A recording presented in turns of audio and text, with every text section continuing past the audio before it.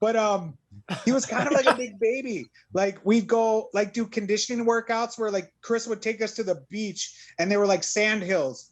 And he would be like dogging it up the sand hills. Like people would be carrying him. He's like crying, like didn't want to do it. I remember I used to run Chris's kickboxing classes. And so Quinton was doing a kickboxing class and we'd do like light sparring. And he was light sparring with somebody. And I was like just walking around watching everybody. And all of a sudden I feel this tap on my shoulder and I turn around and it's Rampage. And I'm like, what's up? And he's like, hey, little Jimmy over here is kicking me too hard in the leg. Can you tell him to slow it down? And I'm just like, yeah, I guess. I'm like, Jimmy, don't kick Rampage in the leg that hard. You're hurting the big guys. Oh, yeah. Jesus. He was but like that. He was a monster though, because then it would come to MMA sparring and he didn't care who you were, what your weight class. He'd pick you up over your head and just toss you on I remember we were doing MMA sparring once and he picks me up, slams me into the cage, and he's on top of me, just elbowing me in the face. And I'm sitting there like, Quinton, hey, bud, hey, ease up a little bit, and there was no. When it came to MMA, there was no slowing down for him. But when you broke it down into the different arts, he was a little bit of a baby, And then Ken Shamrock gets hurt, and that fight's called off. And then all of a sudden, Kazushi Sakuraba needs an opponent. Pride. And he got that fight.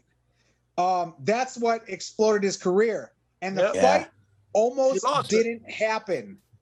So Quinton had some legal troubles in the States. He had gotten into some fights and some other stuff with like college. He's roommates. He's lying, Chris. Okay. Yeah. So the story goes, now I didn't go out to Japan, so I'm taking the story from bits from Quinton telling me and from what Brennan and those guys were telling me. They get on the plane and the feds show up on the plane to take Quinton, like, hey, you can't leave the States. He had a warrant. They somehow get it worked out to where they let him leave. So now he posted bond and then he jumped on the next plane. So what was the cause of it? The cause of what? Of why the feds showed up? I don't know. If you ask Quinton, he was getting set up. He also got sick cutting weight. So he got really sick cutting weight. And when his story was, he was poisoned. Now, here's the thing. Who gains from him not fighting Sakuraba? Nobody. Chris Brennan gains from it because he's the next man up. If he can't fight. Oh, so he kind of got mad at Chris? So he thinks Chris is trying to sabotage this fight so Chris could get this fight with Sakuraba.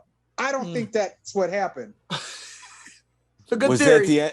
Was that the end of his That was the end of their relationship. He moved out shortly after that.